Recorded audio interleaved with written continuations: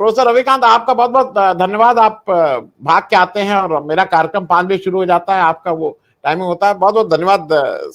मैं थोड़ा समय का आपके साथ ये दिक्कत हो जाती है। मैं दो चीजें हैं डॉक्टर रविकांत, एक तो जो लार्जर क्वेश्चन है जो नीतीश जी इस समय प्रोएक्टिव होकर कर रहे हैं, और जो इनिशियल समस्याएं थी, मुझे लगता है वो बातचीत ही की बात थी। कांग्रेस के पास कोई ऐसा व्यक्ति नहीं था जो ये जाके आउटरीच करके बात कर ले। जैसे एक समय मैं बीजेपी में, मैं बिल्कुल ठीक से जानता हूं, जब एनडीए के कन्वेनर बने जौहर साहब, तो ये काम जौहर साहब कर लेते थे। जॉर्ज फर्नांडिस का ये काम था कि इनके यहाँ जाओ, उनके यहाँ जाओ, इससे बात करो, उससे बात करो, 10 लोगों से बात करो, 5 लोग।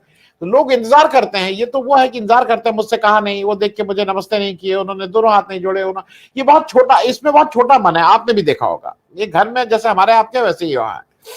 मेरे दो प्रश्न हैं, एक तो नीतीश जी का जो प्रोएक्टिव हुआ है उसका रिजल्ट दिखाई दे रहा है। दूसरा, मुझे एक चीज समझ में नहीं आ रही है, मोदी जी एक ऐसे व्यक्ति, राजनेता मुझे दिखे हैं पिछले 10-12 साल में, जो पिछले 20 साल से केवल और केवल चुनाव समझते हैं। वो फुल टाइम चुनाव में रहते हैं, चुनावी मूड में रहते हैं, चाहे वो कोई हो, चाहे वो सरकारी कार्यक्रम हो, चाहे कुछ हो। मोदी जी जैसा व्यक्ति कर्नाटक नहीं जा रहा है, 2 दिन केरल में घूम रहे हैं, अगल बगल घूम रहे हैं, क्यों नहीं जा रहे हैं? कहां, क्या हतोत्साहित है, या बांदीपुर में वो शेर नहीं दिखा तो उससे गुस्सा है? कभी कभी आप, भाई मैं आपके यहाँ आऊंगा, आपने मुझे नहीं दिखे तो फिर मैं गुस्से में नहीं आऊंगा आपके यहाँ, जब मैं नहीं आता हूं तो क्या कर्नाटक ने शेर नहीं दिखाया, इस वजह से गुस्सा है? क्योंकि ये मुझे अजीब सी, वो केरल जा रहे हैं, जैसा डॉक्टर राकेश से हम लोग कह रहे थे कि हम लोग कभी कभी छुट्टी ले लेते हैं, घर में बच्चों के साथ बैठते हैं, दोस्त मित्रों के साथ बैठते हैं, बिना बात के कोई कहानी सुनते हैं, कोई, ये व्यक्ति कुछ नहीं करता है, केवल चुनाव लड़ता है। और ऐसे समय में जब कर्नाटक में चुनाव है तो ये केरल क्यों घूम रहे, क्यों नहीं कर्नाटक जा रहे हैं? प्रोफेसर रविकांत, आज की चर्चा बड़ी दिलचस्प है। अभी राय साहब ने जो उदाहरण दिए वो अद्भुत, मतलब मैं तो हिंदी का विद्यार्थी हूँ, तो सुनकर उनको बड़ा अच्छा लग रहा था। और आप भी एक जो विकार की बात कर रहे थे, मुझे लगता है कि एक विकार उधर भी है। आप जिस बात को कह रहे हैं कि मोदी जी बराबर चुनावी मूड में रहते हैं और वो किसी से मिलते नहीं हैं, कहानी नहीं सुनते हैं, इसके वजह से भी एक विकार हो सकता है।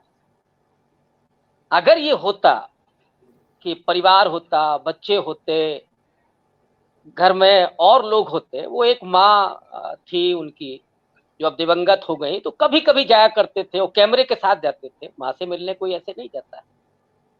तो ये जो विकार उनके भीतर भी होगा, ऑब्वियस है, इंसान होने के नाते होता ही। अब वो चुनावी मोड में रहते हुए केवल उस जीत हार को देखते, एक ग्रंथि हो जाती है ना मस्तिष्क में कि हम ये हैं, और उससे नीचे अपने आप को स्वीकार नहीं करते। जो हमारा भारत का समाज है वो तो पूरी तरह से उसका शिकार है। तो अब जब ईश्वरप्पा से उन्होंने बात की, और ईश्वरप्पा कौन है? वो 40% वाले हैं जिनके कारण, जिनका नाम लेकर के एक व्यक्ति ने, एक ठेकेदार ने आत्महत्या की, और जैसे ही उन्होंने बात की कांग्रेस पार्टी ने उसकी छीछा लेकर कर दी। वो हिमाचल प्रदेश वाला हाल नहीं हुआ कि वहां तो वो व्यक्ति नहीं आया लेकिन उस पर सवाल नहीं खड़े हो पाए। कांग्रेस पार्टी ने यहां घेर लिया। और जो सर्वे हैं, अब वो सर्वे उन मीडिया के हैं जिसको अब हम लोग क्या उसको दोहराएं, वो भी कह रहे हैं कि कर्नाटक में बीजेपी हार रही है। अब ऐसे में यकीन मोदी जी को वहां से हो जाता होगा। भाई आप अगर इस बात को कहें, हम लोग कहें, तो मोदी जी को यकीन नहीं होगा, लेकिन गोदी मीडिया के चैनल जब ये कहने लगे तो ऑब्वियस है कि उस पर यकीन करना मोदी जी का फर्ज बनता है। और इस नाते भी मुझे लगता है वो वहां से पलायन कर रहे हैं। हालांकि मोदी जी है नहीं वो उस मूड के कि वो पलायन करें, वो तो और ऑफेंसिव खेलने वाले हैं। लेकिन आखिर कब तक? एक तरफ तो सतपाल मलिक ने उनको घेर रखा है, वो सवाल कर दिए हैं जो उनकी सबसे मजबूत पिच होती थी, और वहीं पे उनको धराशाही कर दिया है कि आप असल में हैं क्या। सैनिकों की शहादत पर आपने वोट मांगे, लेकिन उनके सुरक्षा के लिए आपकी सरकार ने कोई इंतजाम नहीं किया, और उसमें फेल्योर आपका है। ये सवाल जमीन तक गया है। ये कर्नाटक ही नहीं, आप उत्तर प्रदेश में भी किसी साधारण सचेत व्यक्ति से पूछेंगे तो भी वो बताएगा, क्योंकि ये सोशल मीडिया का दौर है। वो ये सवाल जरूर पूछ रहा है कि आखिर ऐसे क्यों हुआ, क्यों नहीं दिए हवाई जहाज, क्योंकि ये जो सैनिक हैं ये गरीब किसानों के बेटे हैं, उसमें कोई अधिकारी हताहत नहीं हुआ है, उसमें उत्तर प्रदेश के भी हैं, बिहार के भी हैं, हिमाचल के भी हैं। तो ये सारे गरीब घरों के बच्चे हैं जो एक हसरत लेकर के जाते हैं कि एक तो वो सीमा पर सुरक्षा करेंगे देश की, और उसके बदले में अपने परिवार को मजबूत करेंगे, समृद्ध करेंगे। और इसके नाते आप उनको झोंक देंगे, आप उनकी सुरक्षा नहीं करेंगे, ये सवाल तो उठेगा। तो इस नाते भी मोदी जी की अब ये हिम्मत नहीं हो रही है। और कर्नाटक में तो भारत जोड़ो यात्रा के बाद जो राहुल गांधी का टेम्पो हाई हुआ है, राहुल गांधी इस समय, हो सकता है कि मेरा अनुमान गलत हो, लेकिन दक्षिण भारत में वो रजनीकांत हो चुके हैं। भारतीय जनता पार्टी के गढ़ में इस तरह की जो भीड़ आ रही है, वो क्या कहती है कि राहुल गांधी को लोग उसी शिद्दत के साथ आज भी देखने के लिए बेताब है और उनके साथ जुड़ने के लिए बेताब है। और इससे मोदी जी का वो 56 इंची जो छवि बनाई गई थी, वो जो 3D इमेज थी, वो अब दरक गई है, दरकने लगी नहीं है, दरक गई है। और इसलिए मोदी जी का पलायन करना बनता है।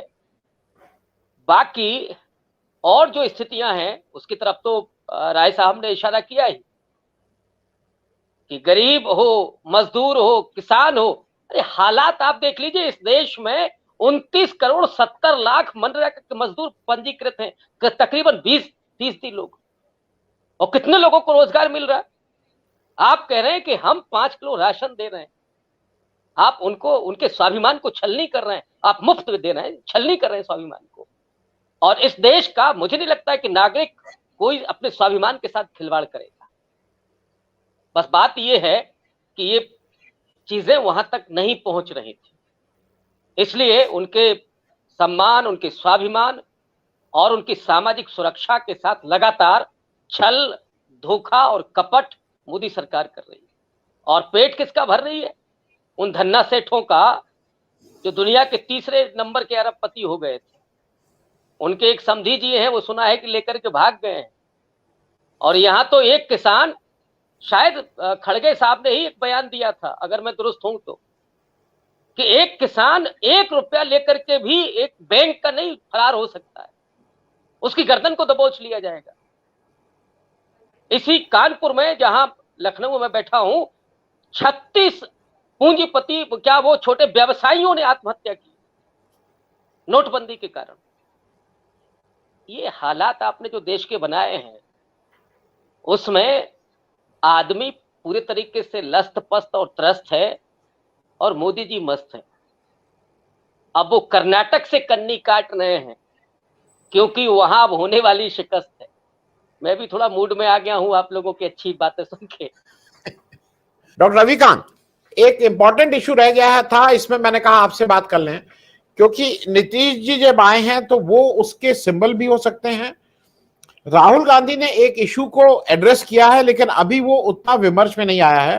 कास्ट सेंसस की बात कर रहा हूं, जातिगत जनगणना की बात राहुल गांधी ने जब अपनी कोलार की पहली मीटिंग की तो उसको एजेंडा बनाया, और ऐसा लोगों का मानना है कि 2024 में वो मुख्य एजेंडा रहेगा। और आरक्षण की बात भी उन्होंने कही कि 50% का आप क्यों उसमें वो लगा रहे हैं, कैप लगा रहे हैं, आरक्षण होने दीजिए, आप खोल दीजिए जिसका जितना। नीतीश इसके बहुत बड़े पक्षधर हैं और वो बिहार में इसकी बात कर भी रहे हैं। ये जातिगत जनगणना भी क्या एक फैक्टर होगी आपके हिसाब से 2024 के इलेक्शन में? नहीं, डेफिनेटली। और मुझे लगता है कि जब से राहुल गांधी ने इस इशू को उठाया है, इसको बड़े फ्रेमवर्क में इसको एक तरह से तवज्जो मिल गई है। और यही वजह है कि पिछले, मुझे लगता है कि 15 दिन से ये इशू सबसे ज्यादा डिस्कस हो रहा है, चाहे वो सोशल मीडिया हो या डिजिटल प्लेटफॉर्म हो। और ये मांग आज की नहीं है, ये मांग नीतीश कुमार, तेजस्वी यादव बहुत पहले से उठाते रहे, स्टालिन भी इस बात को कह रहे हैं। और मुझे तो इसकी अगर बारीकी में जाए तो जो सवाल हैं कि जातिगत जनगणना के बिना जो नीतियां बनाई जाएंगी, चाहे ओबीसी हो या और दूसरी समुदाय हो, उसमें आप न्याय नहीं कर सकते। मुझे एक इतिहास का प्रसंग बड़ा मजेदार याद आ रहा है गांधी जी जिस समय शराबबंदी के लिए आंदोलन चला रहे थे महिलाओं को लेकर के, उन्होंने उस समय ये सवाल उठाया था कि जनगणना में शराबियों की गिनती होनी चाहिए। माने अगर आपको उस पर काम करना है, शराबबंदी करनी है, तो हमें जानकारी तो हो। और अगर मैं रहूं जातिगत जनगणना वाले सवाल पर, तो मैं तो इसमें गांधी जी के नजरिए से एक चीज जोड़ूं कि इस देश में अब ये भी गणना होनी चाहिए कि कितने मांसाहारी हैं, कितने शाकाहारी हैं। क्योंकि ये जो पार्टी, ये जो आइडियोलॉजी है, ये एक समुदाय पर ठीकरा फोड़ती है कि साहब यही देखिए, यही खाने वाले हैं। ये पता तो चले ना साहब कि कितने लोग खाते हैं, और अगर ये आप कर दें कि कहां कहां कौन कौन सा खाते हैं, तो और मजेदार आंकड़े आपको मिलेंगे। बहरहाल असली जो सवाल है वो है सामाजिक न्याय का, और उसका केंद्र बिंदु बन रहा है जातिगत जनगणना। राहुल गांधी ने इस सवाल को उठाया। उसके पहले रायपुर के कांग्रेस के अधिवेशन में भी ओबीसी को लेकर के बहुत सारे वादों को करने का प्रयास कर रही है कांग्रेस पार्टी। कह रही है कि हम निजी क्षेत्रों में भी आरक्षण करेंगे, जुडिशरी में भी, हायर जुडिशरी में भी जो प्रतिनिधित्व है उसको लेकर के आएंगे, ओबीसी मंत्रालय बनाएंगे, और ईडब्ल्यूएस में एससी एसटी ओबीसी को भी शामिल करेंगे। तो दरअसल ये चुनाव अब हिंदुत्व बनाम सामाजिक न्याय का हो गया। और इसके बाद ये जो राजनीति है, जो धर्म के जरिए इस देश को विभाजन करके और फिर वोट जुगाड़ करने की राजनीति रही है, इस पर बहुत सारे सवाल खड़े हों, और इसीलिए ये जो राजनीति है वो जरूरी मानी जा रही है। और मुझे लगता है कि नीतीश और उनके साथ राहुल गांधी जब इस सवाल को उठा रहे हैं, तो ये बड़ा हो रहा है ये सवाल हिंदुत्व की राजनीति के साथ। जी।